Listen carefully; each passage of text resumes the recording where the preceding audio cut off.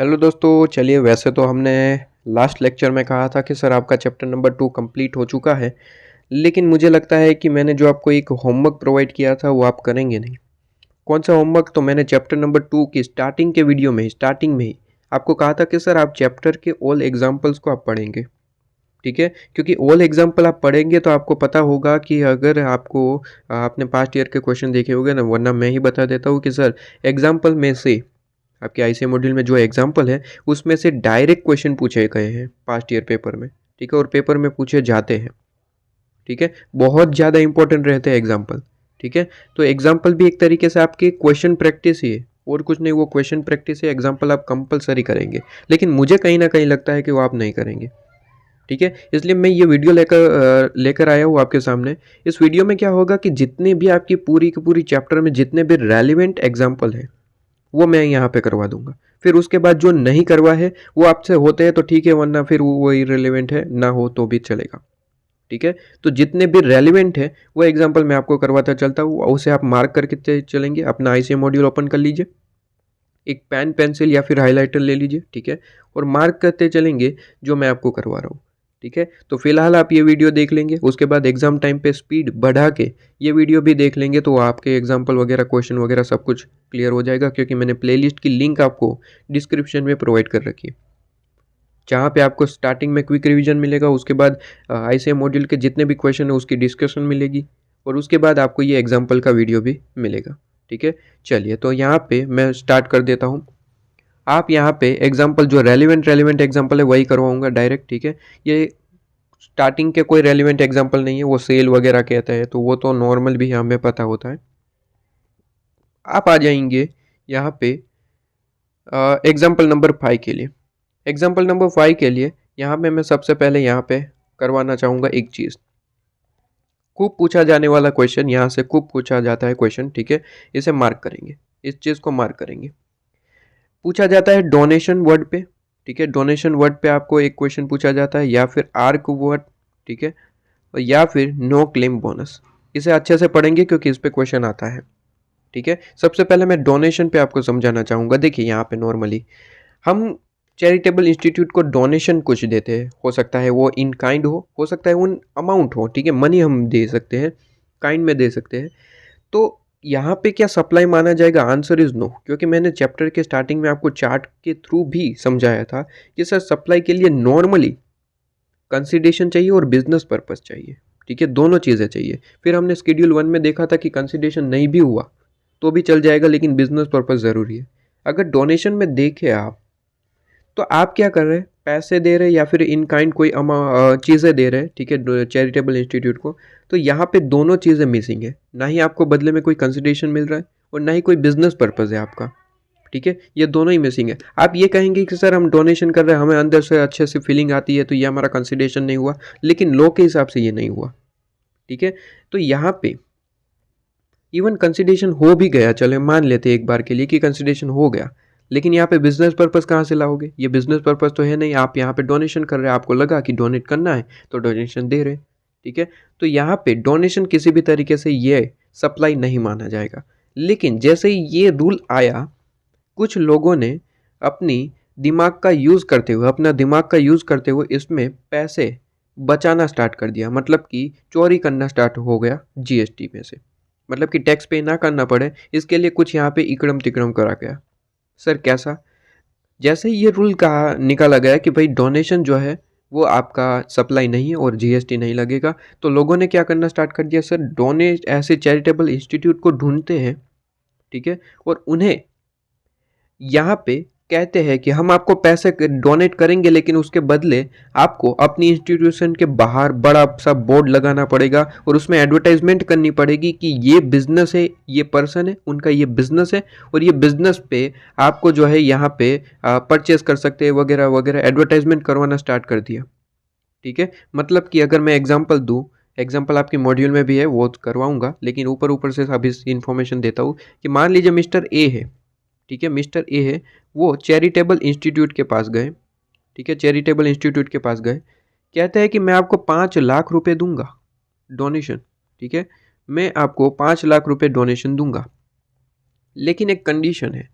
कहता है कंडीशन ये है कि 5 लाख रुपए मैं आपको दूंगा, आपको क्या करना है, अपने चैरिटेबल इंस्टीट्यूट के बाहर एक बड़ा सा बोर्ड लगाना है जिसमें आप मेरे बिजनेस की एडवर्टाइजमेंट करेंगे, तो मैं आपको 5 लाख रुपए डोनेशन दूंगा। ठीक है, तो ये इस तरीके का काम होने लगा।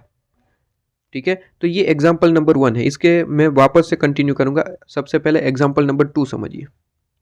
एग्जाम्पल नंबर 2 में वही मिस्टर ए चैरिटेबल इंस्टीट्यूट के पास गए, ठीक है, और कहते हैं कि मैं आपको ₹1 लाख आपको जो है डोनेट कर रहा हूँ। बस डोनेट करके आ गए। दोनों में फ़र्क समझिए। यहाँ पे मिस्टर ए ने कंडीशन डाली कि 5 लाख रुपए डोनेट करूंगा अगर आप मेरी एडवर्टाइजमेंट करते हैं तो, बिजनेस की एडवर्टाइजमेंट करते हैं तो। ठीक है, और यहाँ पे क्या है सर, मिस्टर ए गए चैरिटेबल इंस्टीट्यूट के पास और कहते हैं कि मैं आपको 1 लाख रुपए डोनेट कर रहा हूँ, काम खत्म। ठीक है, दोनों में फ़र्क समझ आ रहा है। यहाँ पे डोनेशन इसलिए किया जा रहा है क्योंकि वो एडवर्टाइजमेंट कर रहे हैं, और यहाँ पे कोई पर्पज़ नहीं है। ठीक है, डायरेक्ट डोनेशन कर दिया, फिर वो जो चैरिटेबल इंस्टीट्यूट को जो करना है वो करे। ठीक है, तो यहाँ पे फ़र्क है। यहाँ पे आप पर्पज़ है, कंडीशन है, इसलिए यहाँ पे हम मान लेंगे कि ये सप्लाई है और इस पे जीएसटी चार्ज करना स्टार्ट कर दिया, क्योंकि गवर्नमेंट भी सातिर है। अगर आप सातिर बनेंगे तो गवर्नमेंट भी उसी के हिसाब से आपको जवाब देगी।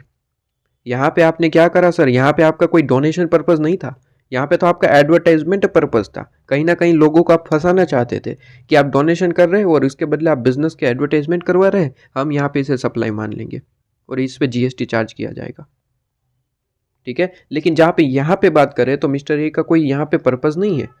मिस्टर ए तो 1 लाख रुपए डोनेट करके आ चुके, फिर जो चैरिटेबल इंस्टीट्यूट को जो सही लगे उस तरीके से वो यूज़ करेंगे। ठीक है, कंस्ट्रक्शन करवा सकते हैं या फिर बच्चों की शिक्षा में यूज़ कर सकते हैं, कोई भी है। तो यहाँ पे हम कहेंगे कि ये सप्लाई नहीं है, नॉट अ सप्लाई। ठीक है, नॉट अ सप्लाई। अब इस पे अच्छे से हम एग्जांपल भी देखेंगे, आपके ऐसे मॉड्यूल में है, मैं मार्क करवाऊंगा, आप मार्क करते चलेंगे। ठीक है, बहुत ज़्यादा इंपॉर्टेंट है। इस पे डायरेक्टली क्वेश्चन आते हैं, पास्ट ईयर आपके एग्जाम पेपर में भी आप देख सकते हैं, डायरेक्ट क्वेश्चन आते हैं, बहुत ज़्यादा इंपॉर्टेंट है। ठीक है, तो कुछ यहाँ पे पॉइंट ऐसे थे जो हमारे क्विक रिवीजन में कवर नहीं हुए थे, वो यहाँ पे कवर हो जाएंगे। इसके बाद मैं जैसे ही ये लेक्चर कवर करूँगा, मैं आपको कह सकता हूँ कि 100% कवरेज हो चुकी है इस चैप्टर की आपके पास में। ठीक है, चलिए इसके बाद नेक्स्ट 2 पॉइंट है वो हम बाद में देखेंगे। सबसे पहले इस पर हम कुछ एग्जाम्पल देखते हैं। देखिए एग्जाम्पल नंबर 5 को मार्क करेंगे, एग्जाम्पल नंबर 5 को मार्क करेंगे, इंपॉर्टेंट मार्क करेंगे। ठीक है, एग्जाम में आ सकता है क्वेश्चन। कहता है कोई भूषण करके है पर्सन डोनेट करता है black board, black board donate कर रहा है किसको सर, योगनिष्ठ या फिर योगानिष्ठ आप कह सकते हैं, संस्था है। ठीक है, चैरिटेबल इंस्टीट्यूट है, उनको डोनेट कर रहे ब्लैक बोर्ड। अब भूषण तो ब्लैक बोर्ड डोनेट कर दिए, अब यहाँ पे योगानिष्ठ जो संस्था है, इंस्टीट्यूट है, उन्होंने क्या किया, ये ब्लैक बोर्ड के ऊपर छोटे छोटे अक्षरों में या फिर बड़े बड़े अक्षरों में जो भी है लिख दिया है कि ये ब्लैक बोर्ड जो है वो डोनेट किया गया मिस्टर भूषण के द्वारा। ठीक है, अब मुझे ये बताइए क्या भूषण ने कहा था कि हमारी एडवर्टाइजमेंट वगैरह करिए? Sir answer is no, mister Bhushan ने तो ब्लैक बोर्ड डोनेट कर दिया, इसमें कोई कंडीशन नहीं थी। मतलब कि डोनेशन में कभी भी कंडीशन नहीं होनी चाहिए। अगर डोनेशन में आप कंडीशन डालोगे तो उसे हम सप्लाई मान लेंगे। जैसे कि मैंने यहाँ पे एग्जांपल दिया था सर, मिस्टर ए ने कंडीशन डाली, तुरंत उसे सप्लाई मान लिया जाएगा और सर जीएसटी चार्ज किया जाएगा। कंडीशन आपकी नहीं होनी चाहिए। यहाँ पे मिस्टर भूषण ने कोई कंडीशन डाली थी कि मेरा नाम लिखोगे तो ही मैं डोनेट करूँगा, आंसर इज नो। ये तो इंस्टीट्यूट का रूल है कि अगर कोई डोनेशन हमें मिलता है तो हम ऊपर लिखते हैं कि भाई डोनेशन इनके द्वारा प्रोवाइड किया गया है। इसमें आप ऊपर से देखिए कि कोई बिजनेस की एडवर्टाइजमेंट नहीं है, सिर्फ और सिर्फ नाम लिखा गया है कि भूषण के द्वारा दिया गया है। ठीक है, मतलब कि यहाँ पे आप कोई ऐसा नहीं लिखा गया कि सर मिस्टर भूषण का बिजनेस ये है, आप वहाँ से चीज़ें परचेज कर सकते हैं, ऐसी कोई एडवर्टाइजमेंट नहीं है। ठीक है, सिंपली लिखा गया है कि भूषण के द्वारा दिया गया है, और ये कंडीशन नहीं थी, ये तो चैरिटेबल इंस्टीट्यूट का ही कोई रूल होगा। ठीक है, जैसे कि हम नॉर्मली देखते रहते हैं कि कोई रूम कंस्ट्रक्शन करवाते हैं तो ऊपर लिखा रहता है कि ये कंस्ट्रक्शन जो है वो इनके डोनेशन की हेल्प से किया गया है वगैरह वगैरह। तो ये कोई एडवर्टाइजमेंट नहीं है। ठीक है, इसलिए हम यहाँ पे क्या कहेंगे, सर ये सप्लाई नहीं है, नॉट अ सप्लाई। ठीक है, not a supply. Example number 5 को मार्क करेंगे। ठीक है, ये सप्लाई नहीं है क्योंकि इसमें कोई एडवर्टाइजमेंट पर्पज़ नहीं, ना ही कोई कंडीशन है। राइट, इसके बाद एग्जाम्पल नंबर 6 को मार्क करेंगे। एग्जाम्पल नंबर 6 सेम वैसा ही आपका एग्जाम्पल है। कहता है कि स्मार्ट दुर्गा देवी करके कोई पर्सन है, डोनेट करते हैं सम मनी, इस बार मनी डोनेट किया जा रहा है। ठीक है, मनी डोनेट किया जा रहा है, कहता है मनी डोनेट कर रहे हैं टेम्पल को। ठीक है, अब क्यों डोनेट कर रहे हैं, कहता है in the memory of her letter father, मतलब कि इनकी फादर की याद में जो है वो यहाँ पे मनी डोनेट कर रहे हैं ट्रस्ट में। टेम्पल ट्रस्ट ने क्या करवाया कि टेम्पल ट्रस्ट ने इस पैसे को, मनी को लिया और उससे एक रूम कंस्ट्रक्ट करवा दिया, कंस्ट्रक्ट कर दिया रूम, ठीक है, रूम कंस्ट्रक्ट करवा दिया। और रूम कंस्ट्रक्ट करवाने के बाद ऊपर लिख दिया, ठीक है, कि donated by smart Durga Devi. तो ये क्या यहाँ पे सप्लाई है? Answer is no. यहाँ पे कोई कंडीशन थोड़ी ना थी। स्मार्ट दुर्गा देवी ने क्या किया सर? मनी यहाँ पे डोनेट कर दिया। फिर कंस्ट्रक्शन करवाना नहीं करवाना वो तो ट्रस्ट के हाथ में। क्या स्मार्ट दुर्गा देवी ने ऐसा कहा था कि सर मैं आपको पैसे दे रहा हूँ, दे रही हूँ, जो भी है, ठीक है, तो आपको क्या करना है, इससे रूम कंस्ट्रक्ट करवाना है और ऊपर लिखना है मेरा नाम, बिजनेस वगैरह, ऐसी कोई कंडीशन थी? आंसर इज नो, ये कंडीशन नहीं थी। स्मार्ट दुर्गा देवी को तो पता भी नहीं होगा क्या होने वाला इसका यूज़, ठीक है। उन्होंने क्या किया, अपने फादर की याद में बस डोनेशन कर दिया, काम खत्म। मतलब कि यहाँ पे पर्पज़ आपका मेनली डोनेशन ही था, ठीक है। बेसिकली यहाँ पे पर्पज़ देखा जाता है कि आपके कितना साफ दिल है आपका, ठीक है, पर्पज़ देखा जाता है। तो ये भी क्या है सर? ये भी सप्लाई नहीं है, नॉट अ सप्लाई, ठीक है, नॉट अ सप्लाई, ये सप्लाई नहीं है। तो सर ऐसा एग्जाम्पल करवा देते तो अच्छा रहता कि जहाँ पे सप्लाई मान लिया जाएगा, ऐसा कोई एग्जाम्पल है? Answer is yes. Example number 9 पे आएंगे, एग्जाम्पल नंबर 9 को मार्क करेंगे, एग्जाम्पल नंबर 9 को मार्क करेंगे। सुंदरम आचार्य फेमस एक्टर करके पर्सन है, ठीक है, सुंदरम आचार्य एक्टर है, ठीक है, फेमस एक्टर है। कहता है कि paint some painting and sells them, ठीक है, पेंट वगैरह करते हैं, ठीक है, और पेंटिंग वगैरह को सेल करते हैं, वो उनका काम होगा। कहता है consideration from such sale is to be donated to charitable institute, ठीक है, चैरिटेबल ट्रस्ट को यहाँ पे ये डोनेट कर देते हैं। तो यहाँ पे क्या कहते हैं कि एक फेमस एक्टर है सुंदरम आचार्य करके, ठीक है, ये क्या करते हैं, एक पेंटिंग वगैरह पेंट करते रहते हैं सम कुछ बार, ठीक है, ये वैसे तो एक्टर है लेकिन ये पेंटिंग वगैरह भी करते रहते हैं और उसे सेल करते हैं। ऑब्वियसली एक्टर है तो उनके नाम से तो बहुत ज़्यादा पैसे भी मिलेंगे पेंटिंग के। अगर हम पेंटिंग करके सेल करने बाहर जाते हैं तो हमें 2 रुपये भी नहीं मिलते, ठीक है, और यहाँ पे 2-2 करोड़ रुपए भी मिल सकते हैं। फेमस एक्टर है ना, बोला है तो फेमस एक्टर है तो ऑब्वियसली मिल पाएंगे। तो जितने भी मिल रहा है, वो कहता है कि जितना भी कंसिडरेशन मिलता है ना, वो कंसिडरेशन को वो डोनेट कर देते हैं चैरिटेबल ट्रस्ट को, चैरिटेबल ट्रस्ट को वो डोनेट कर देते हैं, ठीक है, काइंड ह्यूमन करके, ठीक है, ये चैरिटेबल काइंड ह्यूमन करके। कहता है कि sale of painting by the actor qualified as supply as it is made in the course और फर्दरेंस ऑफ द बिजनेस। यहाँ पे मेन चीज़ ये है। अब फिर से एक बार पढ़ेंगे इसको, एग्जाम्पल को, अब पता चलेगा आपको, अब पता चलेगा। यहाँ पे फिर से एक बार इस एग्जाम्पल को पढ़ेंगे तो आपको बिल्कुल समझ आ जाएगा। देखिए कहता है, आपको दिख रहा होगा, ठीक है, कहता है, इसे अगर चार्ट से समझे तो अच्छा रहेगा। देखिए कोई सुंदरम करके एक्टर है, सुंदरम करके एक्टर है, ठीक है, तो एस में लिख देता हूँ, एस करके कोई यहाँ पे एक्टर है, ठीक है। ये एक्टर क्या करते हैं, ये एक्टर यहाँ पे कर रहा है कुछ काम। क्या काम कर रहा है सर? पेंटिंग वगैरह कर रहा है। वैसे एक्टर है लेकिन पेंटिंग कर रहा है, स्ट्रेंज, वेरी स्ट्रेंज, ठीक है। कहता है कि पेंटिंग कर रहा है, पेंट उनका देखना चाहेंगे, ये इनकी पेंटिंग है, ठीक है, इन्होंने क्या करा, एक पेंटिंग बनाई है, ये इनकी पेंटिंग है, आप देख लीजिए कितनी अच्छे से पेंटिंग करते हैं। ये उनका यहाँ पे पेज है, ठीक है, ये उनका यहाँ पे पेज है और उसमें पेंटिंग एक ड्रॉ करी है, ठीक है, ये पेंटिंग है उनकी, ये पेंटिंग है, ठीक है। एक यहाँ पे बच्चा है, यहाँ पे एक ट्री है, ठीक है, और यहाँ पे ग्रास वगैरह है, ठीक है। बस ये पेंटिंग ड्रॉ कर दी उन्होंने, कितनी अच्छी पेंटिंग है। इन्होंने क्या किया, ये पेंटिंग, ये इनका काम रहता है। ये कहता है कि भाई अपन यहाँ पे एक पेंटिंग बनाते, पेंटिंग पेंट करते, ठीक है, और उसे सेल कर देते, ठीक है, उसे सेल कर देते हैं और उससे पैसा मिलता है ऑब्वियसली, ठीक है, उससे उनको कंसिडरेशन मिलता है, पैसा मिलता है, ठीक है, कंसिडरेशन मिलता है, ठीक है। और ये कंसिडरेशन जैसे ही उनको मिलता है, वो क्या करते हैं, इस कंसिडरेशन को वो एक चैरिटेबल इंस्टीट्यूट में डोनेट कर देते हैं, चैरिटेबल इंस्टीट्यूट में डोनेट कर देते हैं, डोनेट कर देते हैं, डोनेट, ठीक है। अब इनका मिस्टर एस का कहना ये है कि सर ये कंसिडरेशन जो मुझे मिल रहा है, ये कंसिडरेशन जो मुझे मिल रहा है, इस पे किसी भी तरीके का कोई जीएसटी नहीं लगना चाहिए, क्योंकि ये कंसिडरेशन मैं अपने पास नहीं रख रहा हूँ, ये मैं किसको दे रहा हूँ सर, चैरिटेबल इंस्टीट्यूट को दे रहा हूँ, तो इस पर तो कोई यहाँ पे जीएसटी वगैरह नहीं लगना चाहिए। लेकिन गवर्नमेंट ने देखा इस चीज़ को कि सर यहाँ पे तो अगर सही से देखा जाए, सही से अगर यहाँ पे हम देखें तो यहाँ पे तो कहीं ना कहीं कॉन्सेप्ट का तोड़फोड़ लग रहा है। कॉन्सेप्ट का तोड़फोड़ कैसे सर? देखिए, कॉन्सेप्ट क्या कहता है कि सर हम सप्लाई चीज़ को कब मान लेंगे?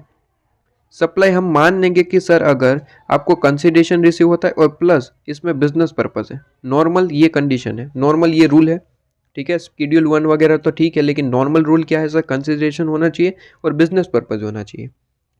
अगर एक बार के लिए चैरिटेबल चीज़ को भूल जाइए और इतने से चीज़ को आप देखें, इतने से चीज़ को, क्योंकि मेन चीज़ यही है, चैरिटेबल मेन चीज़ नहीं है, ठीक है। चैरिटेबल मेन चीज़ नहीं, इतनी सी चीज़ों को आप देखें तो यहाँ पे हो क्या रहा है सर?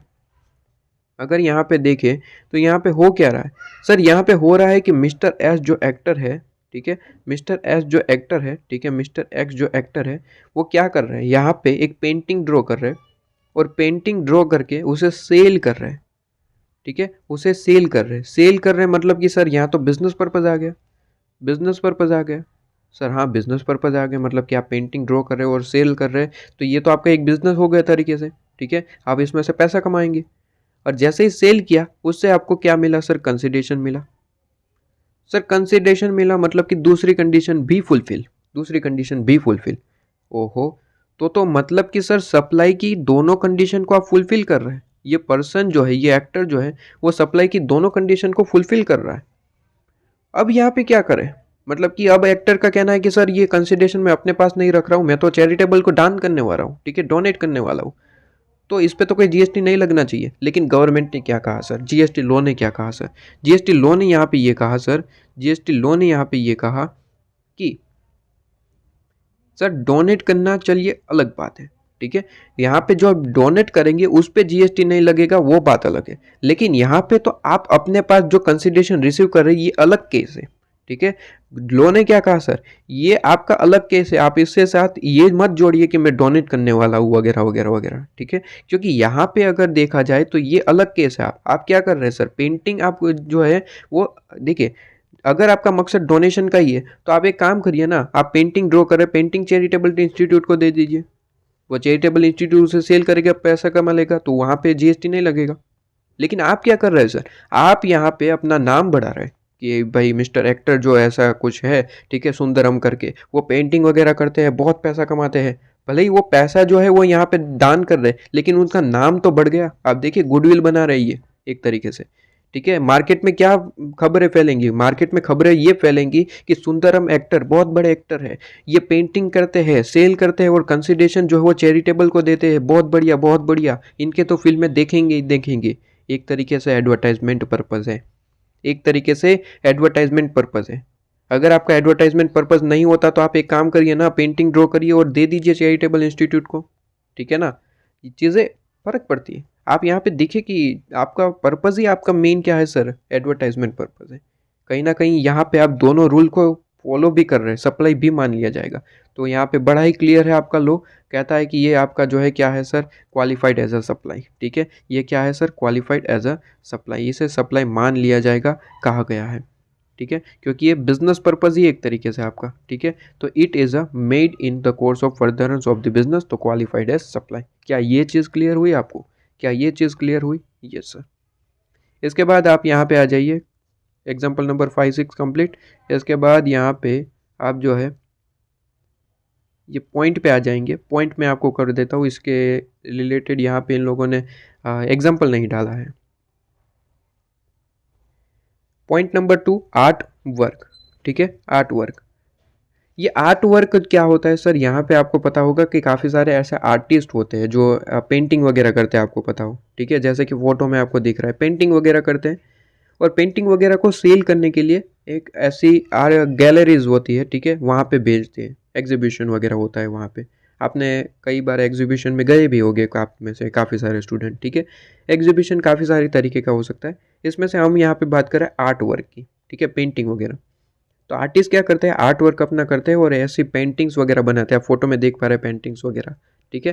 तो ऐसी पेंटिंग्स वगैरह करते हैं और फिर उसे बेचने के लिए ऐसे एग्जीबिशन में अपनी पेंटिंग लगा देते हैं। जैसे कि आपको यहाँ पे देख रहे हैं दीवारों में काफ़ी सारी पेंटिंग है, उस पर प्राइस वगैरह लिखा होता है कि इतनी प्राइस में आपको ये पेंटिंग परचेज़ करना चाहते हो तो लिख ले सकते हैं। ठीक है, तो कहीं ना कहीं आप यहाँ पे देखिए कि क्या हो रहा है सर, यहाँ पे आपका एडवर्टाइजमेंट हो रहा है। आप मतलब कि ये डेमो दे रहे हैं एक तरीके से, आप कहिए तो, कि पेंटिंग आपको दिखाई जा रही है, आप परचेज़ करना चाहते हैं तो पैसे दीजिए और ये ले लीजिए। कहीं ना कहीं दोनों कंडीशन फुलफिल हो रही, कंसिडरेशन भी आपको मिलेगा और बिजनेस पर्पज़ ये है क्योंकि आर्टिस्ट का यही बिजनेस है। ठीक है, तो दोनों कंडीशन फुलफिल हो रही है, मतलब कि इसे तो सप्लाई मान लिया जाएगा। आंसर इज यस, इसे सप्लाई मान लिया जाएगा। लेकिन इसमें कुछ रिलीफ दी गई। सर क्या रिलीफ दी गई? सर इसने कहा, लॉ ने ये कहा सर कि आर्ट वर्क जो है, जहाँ पे वगैरह गैलरीज में आप जो है एग्जीबिशन आप डालते हैं, ठीक है, एग्जीबिशन के लिए आप अपनी पेंटिंग डालते हैं, तो इसमें रिलीफ क्या दी गई सर? रिलीफ ये दी गई कि आर्टिस्ट जो है, रिलीफ ये दी गई कि आर्टिस्ट जो है वो क्या करेगा सर, अपनी पेंटिंग को एग्जीबिशन में डालने के लिए देगा। ठीक है, और एग्जीबिशन में लोग आएंगे। ठीक है, एग्जीबिशन में लोग आएंगे। ठीक है, ये काफ़ी सारे लोग हैं, देख लीजिए। ठीक है, एग्जीबिशन में क्या होगा सर, लोग आएंगे और यहाँ पे इस पेंटिंग को देखेंगे और जिनको पेज परचेस करनी है वो क्या करेगा, इस एग्जीबिशन से यहाँ पे परचेस करेगा, कंसिडरेशन पे करेगा और पेंटिंग ले लेगा। ठीक है, तो यहाँ पे लॉ ने क्या कहा, एक रिलीफ दे दी। सर सबसे पहले तो कहा लॉ ने कि जब आप ये पेंटिंग को एग्जीबिशन में एडवर्टाइजमेंट के लिए भेजते हैं तो वहाँ पे हम इसे सप्लाई नहीं मानेंगे, इसे सप्लाई नहीं मानेंगे, क्योंकि अभी तक वहाँ पे ये डिसाइड नहीं हुआ है कि यहाँ पे परचेस होगा, मतलब किसके बदले कंसिडरेशन मिलना है नहीं मिलना, वो तो बिकेगी तब पता चलेगा। ठीक है, तो यहाँ पे जब आर्टिस्ट जो है वो अपनी पेंटिंग को एग्जीबिशन में डिस्प्ले करने के लिए भेजता है तो उसे हम सप्लाई नहीं मानते। याद रखिए, इस पे क्वेश्चन आता है, इस पे क्वेश्चन आता है, तो इसे सप्लाई नहीं मानेंगे। लेकिन जब बिक जाएगी, मतलब कि इसके बदले कंसिडरेशन मिलेगा, ठीक है, तो उस टाइम पे इसे सप्लाई मान लिया जाएगा और इस पे जीएसटी चार्ज होगा। तो रिलीफ ये दी गई कि जब आप पेंटिंग को भेजते हैं, ठीक है, एग्जीबिशन के लिए, तो अब आपका यहाँ पे किसी भी तरीके से सप्लाई नहीं माना जाएगा, उस पर जीएसटी तब चार्ज नहीं होगा। लेकिन अगर सेल हो गया, पैसा मिलना स्टार्ट हो गया, तो उसे हम क्या मान लेंगे सर, ये आपका क्या है, जीएसटी चार्ज हो जाएगा, सप्लाई हो जाएगा। ठीक है, तो वही चीज़ यहाँ पे लिखी गई है। अगर आप देखें तो नो कंसिडरेशन, कोई कंसिडरेशन नहीं है। ठीक है, from the gallery to artist. ठीक है, व्हेन द वर्क आप यहाँ पे कहे when the art work are send to gallery. ठीक है, आर्ट वर्क हम सेंड करते हैं गैलरी को, तो वहाँ पे आप देखिए तो किसी भी तरीके से यहाँ पे आपके पास में कंसिडरेशन नहीं है, और कंसिडरेशन नहीं है तो it means not a supply, supply नहीं माना जाएगा। लेकिन only when the buyer select the particular art work display at the gallery, जैसे ही बायर उसे सिलेक्ट कर लेगा, मतलब कि उसे परचेस करना है वगैरह वगैरह, ठीक है, तो यहाँ पे जब बायर उसे सिलेक्ट कर लेगा, ठीक है, आर्ट गैलरी में से, ठीक है, तो उस पर जीएसटी फिर एप्लीकेबल हो जाएगा, आपको जीएसटी मान लिया जाएगा, मतलब कि उसे सप्लाई मान लिया जाएगा, जीएसटी चार्ज हो जाएगा बड़े आराम से। ठीक है, तो इसे शॉर्ट फॉर्म में यहाँ पे लिख के अच्छे से लिख लीजिए, यही लिखना ज़रूरी नहीं, आप अपनी लैंग्वेज में अच्छे से एक ड्रॉ करके आप जो है लिख लीजिए। ठीक है, ड्रॉ करके लिख लीजिए, क्योंकि एग्जाम टाइम पे ये लैंग्वेज समझ नहीं आती, ये लैंग्वेज समझ में आती अगर आपने खुद से ये बनाया है तो। ठीक है, तो अच्छे से बनाइए, उसके बाद 2 सेकंड के लिए उसे अच्छे से देखिए कि आपको यहाँ पे सारी चीज़ें क्लियर, आपने ये ड्रॉ करा है उसे अच्छे से दिमाग में बैठा दीजिए, उसके बाद वीडियो को आगे बढ़ाइए। ठीक है, इसके बाद यहाँ पे थर्ड पॉइंट कहता है नो क्लेम बोनस। ठीक है, नो क्लेम बोनस कहता है कि no supply of the service by insurer to insurance company in lieu of no claim bonus offer by said insurance company to him. यहाँ पे क्या होता है, एक मैं एग्जांपल दूँ तो डायरेक्टली देता हूँ। चलिए, क्या होता है कि आप इंश्योरेंस लेते हैं किसी भी चीज़ का, ठीक है, इंश्योरेंस आप लेते हैं, तो होता क्या है कि अगर आपको कोई जिस भी चीज़ का आपने इंश्योरेंस लिया उसमें कोई लॉस होता है, ठीक है, तो उसके बदले क्या मिलता है, आपको क्लेम मिल जाता है। लेकिन कई बार क्या होता है कि हमने जिस चीज़ का भी इंश्योरेंस लिया है उसका टाइम पीरियड ख़त्म हो गया, लेकिन उससे पहले टाइम पीरियड के अंदर अंदर हमें किसी भी तरीके का कोई लॉस नहीं हुआ, हमने कोई भी क्लेम किया नहीं है इंश्योरेंस कंपनी से। ठीक है, मतलब कि हमें कोई नुकसान हुआ ही नहीं तो हमने क्लेम नहीं किया। तो यहाँ पे क्या होता है कि ज़्यादातर यहाँ पे नॉर्मली सभी इंश्योरेंस कंपनी क्या करती है कि आपने कोई क्लेम नहीं किया, इसके बदले आपको एक बोनस देती है। ठीक है, बोनस देती है कि आपने कोई हमसे पैसा डिमांड नहीं किया क्योंकि आपने अपनी चीज़ों का अच्छे से ध्यान रखा है। तो अगर आपने अच्छे से प्रीमियम वगैरह पे किया है और आपने यहाँ पे टाइम पीरियड ख़त्म होने तक कोई भी क्लेम नहीं किया, तो इंश्योरेंस कंपनी खुश हो जाती है और आपको एक देती है बोनस। ठीक है, जिसे हम कहते हैं no claim bonus. No claim bonus का मतलब है आपने किसी भी तरीका का कोई क्लेम नहीं किया है, आपने प्रीमियम तो पे किया लेकिन इसके बदले कोई क्लेम आपसे नहीं हुआ है, तो उसके बदले हम कुछ पैसे आपको देंगे। ठीक है, उसे कहते हैं बोनस, नो क्लेम बोनस। उसके बदले कंपनी जो है प्रीमियम का कुछ पार्ट आपको जो है वापस कर देती है। ठीक है, कि ये लीजिए आपका पैसा, पूरा पैसा नहीं देती, कुछ पार्ट आपको देती है। ठीक है, तो यहाँ पे सवाल ये उठा कि सर ये जो पैसा हमें रिटर्न मिल रहा है, कुछ पैसा का इंश्योरेंस कंपनी से, क्या इसे सप्लाई माना जाएगा, क्या इस पे जीएसटी चार्ज होगा? तो यहाँ पे बड़ा ही क्लियर यहाँ पे कहा गया है, क्लियरली यहाँ पे कहा गया है। अगर मैं यहाँ पे डायरेक्टली वर्ड बताऊँ तो यहाँ पे इस तरीके से ही लिखा है, आप छोड़ दीजिए इसको। यहाँ पे सिंपली आप यहाँ पे बाजू में लिख दीजिए कि सर इस तरीके से अगर नो क्लेम बोनस है जहाँ पे आपको कोई क्लेम रिसीव हो रहा है तो इसे हम सप्लाई नहीं मानेंगे, not a supply, not a supply, इस पे जीएसटी चार्ज नहीं होगा। बस इस तरीके से लिख दीजिए, एग्जाम टाइम पे इतना ही पढ़ना है, बाकी सब छोड़ दीजिए। ठीक है, तो नो क्लेम बोनस आपको रिसीव होता है, it is not a supply, right. Art gallery वाला इंपॉर्टेंट है, इस पे क्वेश्चन आ चुका है। डोनेशन पे क्वेश्चन आ चुका है। नो क्लेम बोनस पे क्वेश्चन आ सकता है।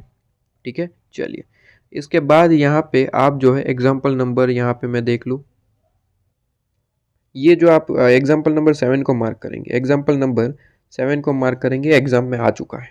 एग्जाम में इस तरीके का क्वेश्चन ऑलरेडी आ चुका है आपके पास में। ठीक है, कहता है कि ऋषभ करके कोई पर्सन है, ठीक है, वो कार परचेज करते हैं, ठीक है, for the personal purpose, personal use के लिए, ठीक है, खुद के लिए कार परचेज करते हैं। कहता है आफ्टर अ ईयर, ठीक है, साल बाद, कहता है वो सेल कर देते it to car dealer, car dealer को ये कार सेल कर देते। अब sale of car by Rishabh to a car dealer, it is not a supply, ये सप्लाई नहीं माना जाएगा। सर क्यों नहीं माना जाएगा? एक ही रूल है, मेन तो रूल यही है कि सर सप्लाई मानने के लिए क्या चीज़ होनी चाहिए सर? सप्लाई मानने के लिए बेसिक रूल क्या है सर? दो चीज़ें होनी ज़रूरी है, दोनों दोनों चीज़ें होनी ज़रूरी है। सबसे पहले कहता है कि कंसिडरेशन होना ज़रूरी है, और प्लस इसमें बिजनेस पर्पस होना ज़रूरी है। आप मुझे बताइए कि कंसिडरेशन तो चलो मिल रहा है आपको, कार डीलर को आपने अपनी कार बेच दी, कंसिडरेशन मिल रहा है, लेकिन क्या आपका पर्पस यहाँ पे कोई बिजनेस वगैरह? आंसर इज नो, आपने खुद के लिए कार परचेज करी थी, उसे बेच दी, इसमें कहाँ से जीएसटी लगेगा? ये सप्लाई नहीं है। ठीक है, ये सप्लाई नहीं है, क्योंकि आपका कोई बिजनेस थोड़ी ना है कार बेचने का और परचेज करने का।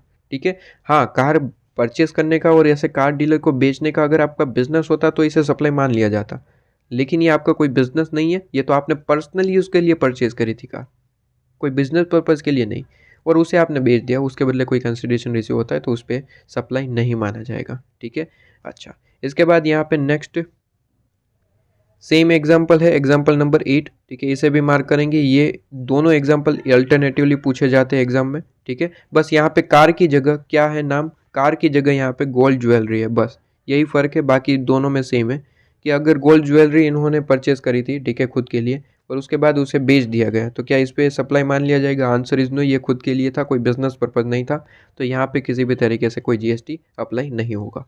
ठीक है, तो 7, 8, 9 अच्छे से मार्क करेंगे। ठीक है, एग्जाम्पल मैंने कितने मार्क करवाया आपको?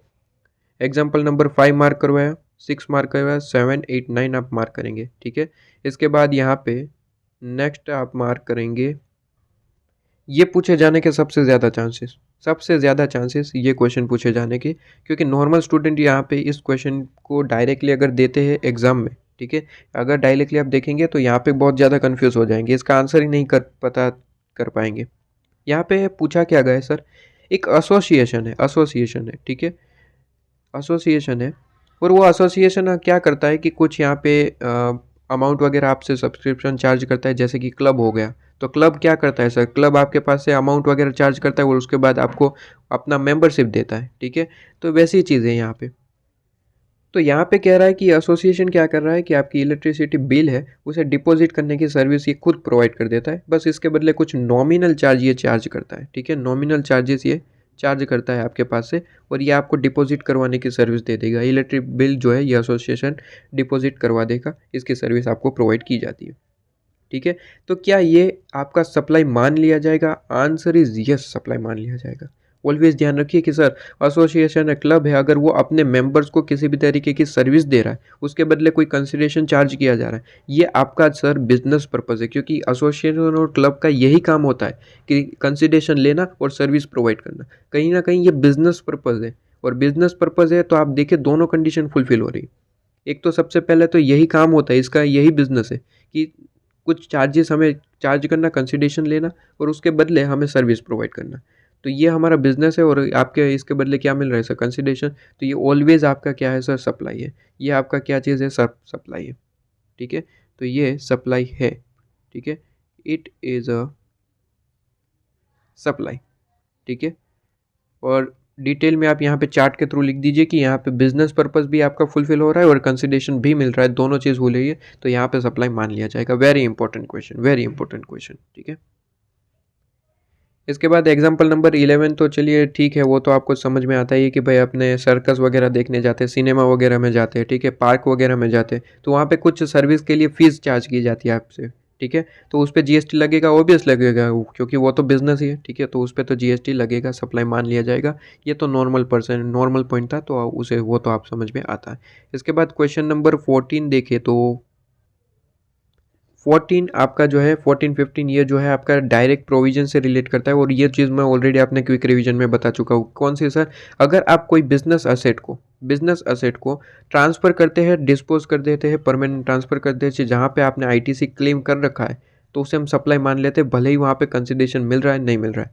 ऐसा ही यहाँ पे एग्जाम्पल नंबर 14 है, कहता है कि ध्रुव है अपने ओल्ड लैपटॉप को, जो कि हम यूज़ करते थे बिजनेस में, ठीक है, बिजनेस में यूज़ करते थे, उस ओल्ड लैपटॉप को यहाँ पे ये क्या कर रहे हैं?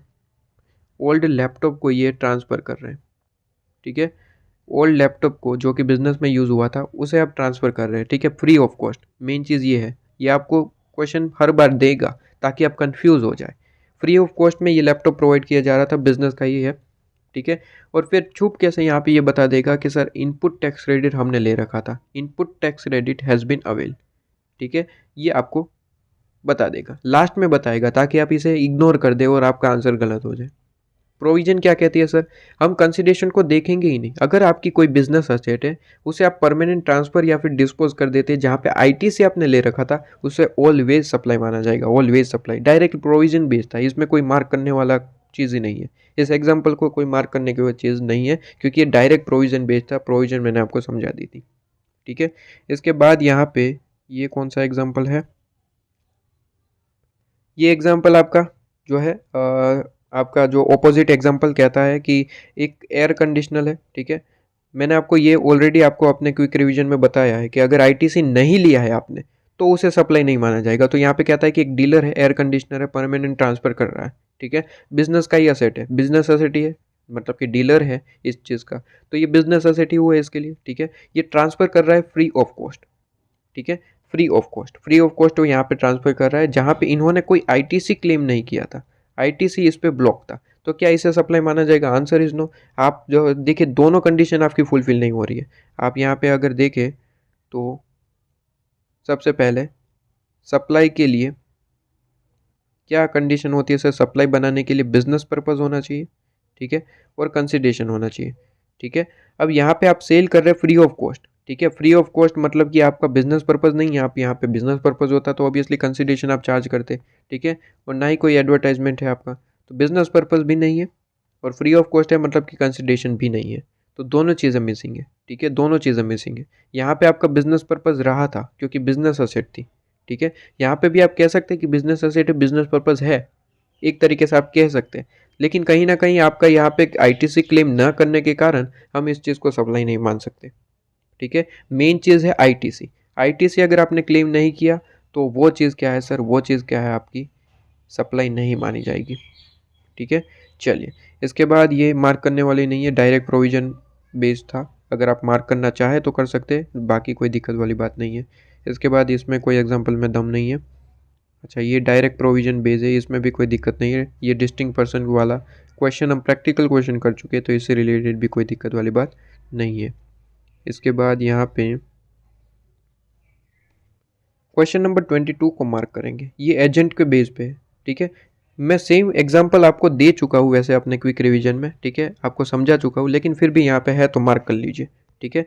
अनमोल करके जो है कोई पर्सन है, अपॉइंट करता है बोलू को यहाँ पे अपॉइंट करता है, कहता है certain goods from the market, ठीक है, प्रोक्योर करना है इनको, मार्केट से गुड्स लेना है, ठीक है, ये इनके लिए अपॉइंट किया गया। Bholu identifies various supplier who can provide the goods as desire by Anmol, मतलब कि अनमोल जैसा चाहता है वैसा यहाँ पे गुड्स परचेज करके बोलू करवा देगा, मतलब कि सप्लायर को ढूंढ लिया। और सप्लायर को आस्क कहा गया है सर, सप्लायर को यहाँ पे कहा गया है कि to send the goods and issue invoice directly to, किसको सर, अनमोल को मतलब कि डायरेक्टली अनमोल को भेजना है, मतलब कि ये इनडायरेक्टली क्या कहना चाहता है सर, इनवॉइस पे अनमोल का नाम लिखिए, इनवॉइस पे अनमोल का नाम लिखिए, मतलब कि बोलू इसमें सिर्फ और सिर्फ एजेंट की तरह ही वर्क कर रहा है, यहाँ पे ओनर बनने की कोशिश नहीं हो रही है। मैंने आपको एग्जांपल दिया था सर, मैंने आपको क्विक रिवीजन में एग्जांपल दिया था, क्या सर, अगर एजेंट जो है वो प्रिंसिपल के बिहाफ पे वर्क करता है, चाहे वो परचेस करना है चाहे वो सेल करना है, ठीक है, दोनों चीज़ हो सकती है, एजेंट तो दोनों तरीके के हो सकते हैं, कि हमारे गुड्स को परचेस करवा देगा या फिर हमारे गुड्स को सेल करवा देगा, ठीक है, कोई भी किसी भी तरीके से एजेंट रखा है, अगर वो एजेंट इनवॉइस पे अपना नाम लिखवाता है तो उसे सप्लाई तुरंत मान लिया जाएगा, लेकिन अगर एजेंट अपना नाम कहीं पे भी नहीं, वो सिर्फ एजेंट बना रहता है, ठीक है, नौकर हो नौकर बने रहो ऐसा डायलॉग, ठीक है, तो एजेंट हो तो एजेंट बने रहे, तो फिर यहाँ पे सप्लाई नहीं माना जाएगा, ठीक है। तो अगर मैं यहाँ पे इसको डायग्राम के थ्रू बनाऊँ तो कहता है कि एक अनमोल है, ठीक है, अनमोल एक पर्सन है, इसका एजेंट है एक, यहाँ पे इसका एजेंट क्या है सर, एजेंट कौन है, एजेंट है इसका, ठीक है, एजेंट कौन है सर, बोलू एक एजेंट है, ठीक है, बोलू कौन है सर, एजेंट है, एजेंट हो क्या रहा है सर, यहाँ पे एजेंट अपॉइंट किया गया है एजेंट को अपॉइंट किया गया है बोलू को, और कहा गया है कि आप क्या करिए, आप एक काम करिए, तरह तरह के मार्केट में सप्लायर को ढूंढ के लाइए, सप्लायर को ढूंढ के लाइए जो हमें गुड्स प्रोवाइड कर पाए, ठीक है, और कहा गया है कि सर आप इनवॉइस, बोलू ने कि सप्लायर को यहाँ पे ढूंढ लिया, सप्लायर से बातचीत कर ली कि सर हमें यहाँ पे वगैरह वगैरह गुड्स वगैरह परचेज करना है आपसे, बातचीत सारी हो चुकी है, अब वो गुड्स भेजने के लिए भी तैयार है। अब यहाँ पे बोलू ने क्या कहा सर, बोलू ने क्या कहा, कहा कि सर इनवॉइस बनाएंगे ना, वो इनवॉइस डायरेक्टली भेज देना अनमोल को। इसका मतलब क्या हुआ सर, इसका मतलब ये कहना चाहता है कि सर इनवॉइस पे अनमोल का नाम लिखिए, वही पेमेंट करेंगे, ठीक है। या फिर एग्जाम्पल कुछ इस तरीके से भी दिया जा सकता है, कहता है कि बोलू आपको पेमेंट तो करेगा, लेकिन जो है पेमेंट कहाँ से मिला है सर, अनमोल से मिला है, आप एक काम करिए, सप्लायर को कहा जाएगा कि सर आप इनवॉइस तो बनाइए लेकिन अनमोल के नाम पे बनाइए, पेमेंट हम करेंगे, पेमेंट हम मतलब कि बोलू करेंगे, ठीक है, मतलब कि पेमेंट अनमोल से मिल चुका होगा और फिर बोलू उसका पेमेंट कर देगा, लेकिन इनवॉइस मेन चीज़ है, इनवॉइस पे नाम किसका है सर, अनमोल का है, तो ये सप्लाई नहीं है। कौन सी चीज़ सप्लाई नहीं है सर, ये चीज़, आप जो है बोलू यहाँ पे ये काम करके दे रहा है, तो बोलू और अनमोल के बीच में ये जो ट्रांजेक्शन हो रहा है वो सप्लाई नहीं है, बोलू और अनमोल के बीच में जो ट्रांजेक्शन हो रहा है वो सप्लाई नहीं है। लेकिन सर इसी एग्जांपल में ये मैं कहूँ कि सर ये इनवॉइस जो है, ठीक है, बोलू ने सप्लायर को कहा इनवॉइस मेरे नाम पे बनाओ और फिर वो इनवॉइस जो है अनमोल को भेज दो, इनवॉइस पे मेरा नाम लिखो और फिर वो इनवॉइस किसको भेज दो सर, अनमोल को। तो हम यहाँ पे बोलू और अनमोल के बीच में जो भी ट्रांजेक्शन हो रहा है, ठीक है, इसे कमीशन मिलेगा वगैरह वगैरह चीज़ है, ठीक है, जो भी यहाँ पे ट्रांजेक्शन हो रहा है उसे हम जीएसटी में चार्ज कर लेंगे, क्योंकि उसे सप्लाई मान लिया जाएगा, क्योंकि इनवॉइस पे आपका नाम है, ठीक है, मतलब कि दोनों अलग अलग पर्सन मान लिया जाएगा अगर बोलू का नाम इनवॉइस पे रहा तो, राइट, ये चीज़ आपके पास में क्लियर। इसके बाद यहाँ पे ये आपका पास्ट ईयर का क्वेश्चन है, question number example number 23 past year का क्वेश्चन है, ठीक है, एग्जाम्पल नंबर 23 पास्ट ईयर में आ चुका वही क्वेश्चन है, ये आपका जो है ऑक्शनर के हिसाब से ऑक्शन वगैरह का एग्जाम्पल है, ठीक है, कहता है कि मनी, ठीक है, मनी बैंक करके जो भी है, ठीक है, तो मनी बैंक करके कोई है, कहता है बैंकिंग कंपनी अपॉइंट करता है यहाँ पे ऑक्शनर को, ठीक है, ऑक्शनर को अपॉइंट किया जा रहा है और कहा गया है कि आपको सर्टेन गुड्स ऑक्शन में डाल देने, ठीक है, बेच देने, ठीक है, एंड आपके पास में हाईएस्ट बिड लगेगा, वो ऑक्शन में क्या होता है, हाईएस्ट बिड लगेगा वो ये चीज़ लेके जाएगा, ठीक है। तो ऑक्शनर क्या करता है कि एक टेबल लगा के बैठ जाता है, ठीक है, बिल्कुल इसी तरीके का टेबल होता है उनके पास में। टेबल अगर कुछ यहाँ पे टेबल इस तरीके का होता है, वैसे आपको पता ही होगा टेबल इस तरीके का ही होता है ना, यहाँ पे टेबल कुछ इस तरीके का होता है, ठीक है। खैर टेबल हमें सही से दिखाई नहीं दे रहा है, लेकिन कुछ इस तरीके का ही टेबल होता है, ठीक है। जो भी है यही हमारे पास में, और यहीं पे बैठना पड़ेगा, ठीक है। तो ऑक्शनर क्या करता है, यहाँ पे बैठता है, ये बैठा है देखो, ठीक है। और यहाँ पे इसके हाथ में एक हथौड़ा होता है जिससे वो बीड वगैरह लगाता है, ठीक है, बीडिंग करता है। तो यहाँ पे क्या करता है, हाईएस्ट जो जिसका भी बीड होगा वो यहाँ पे बेच के दे देता है, ठीक है। तो यहाँ पे इसकी ना ही कोई चीज़ है और ना ही ये परचेज कर रहा है। ऑक्शनर सिर्फ और सिर्फ क्या करवाए, यहाँ पे सिर्फ और सिर्फ यहाँ पे बीड करवा रहा है। मतलब कि कहीं ना कहीं चीज़ भी जो भी यहाँ पे ऑक्शन में लग रहा है वो चीज़ भी इसकी नहीं है, और ना ही ये कंसिडरेशन जो है उसे लेना है। कंसिडरेशन कौन लेगा सर, बैंक। बैंक को क्या करना है सर, अपना ऑक्शन वगैरह करवाना है गुड्स का, ठीक है। तो यहाँ पे चीज़ है, तो यहाँ पे देखा गया है कि सर हाईएस्ट बीड जो है is accepted and goods are sold in highest bidder, ठीक है। जो भी हाईएस्ट बीड लगेगा वो गुड्स ले जाएगा और कंसिडरेशन पे करेगा। इनवॉइस जो है वो यहाँ पे क्या हो रहा है sir, invoice for the supply of goods is issue bye money bank. Obviously जिसका यहाँ पे गुड्स है वो इनवॉइस भेजेगा, ठीक है। किसको सर, बीडर को, जिसने हाईएस्ट बीड लगाया उसको इनवॉइस दे देगा और पैसे ले लेगा। तो यहाँ पे क्या कहा गया सर, यहाँ पे कहा गया कि इन दिस सिनेरियो ऑक्शनियर जो है is merely providing auctioning service, ठीक है, with no role play in supply. क्योंकि सप्लाई में रोल प्ले होता तो इनवॉइस पे इसका नाम होता, लेकिन क्या इनवॉइस पे इसका नाम है, आंसर इज नो। वो डायरेक्ट बीडर को यहाँ पे इनवॉइस दिया गया है, मतलब कि डायरेक्ट कॉन्टेक्ट है बैंक और हाईएस्ट बीडर का जो है यहाँ पे डायरेक्ट कॉन्टेक्ट है, ठीक है। बीच में ये ऑक्शनर ने कुछ भी अपना रोल नहीं करा है, मतलब कि हाँ इसको सर्विस के बदले कमीशन वगैरह पेमेंट होगा, लेकिन क्या इनवॉइस पे इसका नाम है, मतलब कि ये बीच में कहीं पे भी नहीं आया, ठीक है। यहाँ पे बीच पे कहीं पे भी नहीं आया, तो इसका यहाँ पे कोई रोल नहीं है सप्लाई के अंदर, ठीक है। बस वो अपना काम कर रहा है, बस वो चीज़ अलग है। सप्लाई के अंदर इसका कोई रोल नहीं है, ठीक है, सप्लाई के अंदर कोई रोल नहीं है। तो यहाँ पे क्या कहा जाएगा सर, मानदार जो है वो यहाँ पे जो ऑक्शनर है वो एजेंट नहीं है, वो एजेंट नहीं है, ठीक है। तो यहाँ पे क्या कहता है सर, यहाँ पे क्या कहता है, अच्छा ये वर्ड तो समझ में आता है ना कि एजेंट नहीं है। एजेंट नहीं है इसका मतलब यहाँ पे वो सिंपली एक मैं कहूँ एजेंट की तरह वर्क तो कर रहा है, लेकिन वो एजेंट पर्पस जो, अगर जीएसटी पर्पस के हिसाब से बोलूँ कि जिस भी पर्सन को एजेंट बोल दिया जाएगा तो वहाँ पे सप्लाई होगा। मतलब कि यहाँ पे हमने एग्जांपल दिया था, इसी भोलू ने क्या कहा सर, सप्लायर को कहा कि आप डायरेक्ट जो यहाँ पे अपना इनवॉइस है उसको जो अनमोल को भेज दीजिए, मतलब कि उस पर ही नाम लिखिए। तो यहाँ पे भोलू को एजेंट नहीं माना जाएगा। एजेंट मानना मतलब कि इन दोनों के बीच में सप्लाई मान लेना, ठीक है। तो बेसिकली एजेंट अपॉइंट किया है, लेकिन एज पर रूल लॉ के हिसाब से ये एजेंट नहीं है। एजेंट लॉ के हिसाब से कब माना जाएगा, जब यहाँ पे सप्लाई ट्रीट करना हो तब। मतलब कि यहाँ पे क्या सप्लाई, आंसर इज नो, क्योंकि इनवॉइस में भोलू का नाम नहीं है, तो एज पर लॉ ये एजेंट नहीं है, ठीक है, ये एजेंट नहीं है एज पर लॉ, ठीक है। यहाँ पे इस तरीके से कहा गया है, ठीक है। तो प्रॉपर अगर लॉ के वर्ड यूज करना चाहे तो आप यहाँ पे पूरे का पूरा केस स्टडी को पढ़ेंगे। अगर इनवॉइस पे इसका नाम नहीं है भोलू का, तो हम वर्ड लिख सकते हैं कि Bholu is not working as a agent, ठीक है, एजेंट नहीं माना जाएगा। अगर यहाँ पे इन लोगों ने लिखा हो, हाँ ये रहा, देखिए भोलू इज नॉट एजेंट ऑफ अनमोल, अनमोल का एजेंट नहीं माना जाएगा एज पर रूल, ठीक है, और इसे सप्लाई नहीं माना जाएगा। तो बेसिकली ये बहुत ज़्यादा क्वेश्चन इंपॉर्टेंट है, ये दोनों मार्क करिएगा। इसके बाद तो यहाँ पे ये सेम ही एग्जांपल है, इसमें तो कोई फ़र्क नहीं पड़ता, सेम एग्जांपल है, इसे आप एक बार रीड कर सकते हैं, ठीक है, इसे एक बार आप रीड कर सकते हैं बस। बाकी कॉन्सेप्ट क्लैरिटी के लिए वो आपके जो मैंने मार्क करवाई वो एग्जांपल आप कर लीजिए, इट्स मोर देन सफिशिएंट आपके पास में, ठीक है, more than sufficient. Concept main था कि इनवॉइस पे नाम किसका है, वो चीज़ मेन है, ठीक है। इसके बाद यहाँ पे अगर हम देखें ये चीज़, तो ये एग्जांपल तो सेम ही है। अभी अभी मैंने आपको कहा कि सर अगर एसोसिएशन जो है वो अपने मेंबर्स को कोई सर्विस प्रोवाइड करता है, कोई चीज़ प्रोवाइड करता है, इसके बदले प्राइस चार्ज करता है, हालांकि कंसेशनल प्राइस चार्ज करता है, कम प्राइस चार्ज करता है, लेकिन यहाँ पे देखिए एसोसिएशन का काम ही यही होता है कि सर्विस प्रोवाइड करना, उसके बदले प्राइस चार्ज करना, मतलब कि बिजनेस पर्पज़ होता है। और उसके बदले उसे पैसे मिलते हैं, तो इसे सप्लाई ऑलवेज मान लिया जाएगा।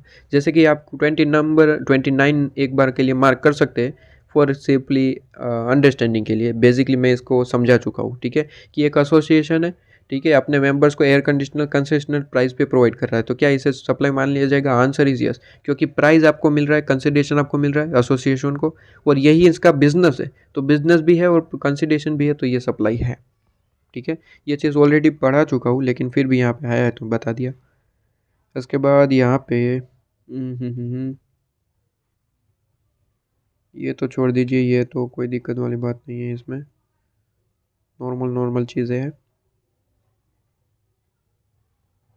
इसके बाद आप एक क्वेश्चन नंबर आपके पास में एग्जाम्पल नंबर एक आप काम करिए, यहाँ पे आ जाइए एग्जाम्पल नंबर 56 पे एक मार्क कर लीजिए, कोई भी, सारे एग्जाम्पल सेम ही है, ठीक है। 56 को मार्क कर लीजिए। इसमें बेसिकली रूल क्या होता है कि अगर आपको कोई पेनल्टी फीस वगैरह कोई मिलता है चीज़, ठीक है, नॉन कंप्लाइंस ऑफ कॉन्ट्रैक्ट की वगैरह वगैरह चीज़ें के लिए, ठीक है, पेनल्टी अगर आपको रिसीव होती है, फॉर एग्जांपल यहाँ पे पढ़िए कि कॉन्ट्रैक्ट में be provide that payment by recipient of goods or service shall be made before the certain date और and failure to make payment by due date shall attract late fee or penalty. यहाँ पे क्या होता है कि for example मैं दूसरा example दूँ तो आपने कोई कॉन्ट्रैक्ट दिया है, कॉन्ट्रैक्टर को कहा था कि 10 दिन में काम कर देना, वरना फिर आपके ऊपर पेनल्टी लगाई जाएगी, 10,000 रुपये की पेनल्टी लगाई जाएगी।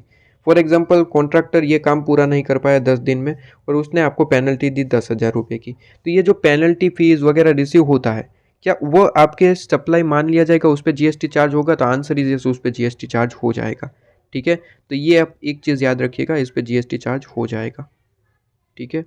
इसके बाद तो यहाँ पे कोई चीज़ यहाँ पे ऐसी,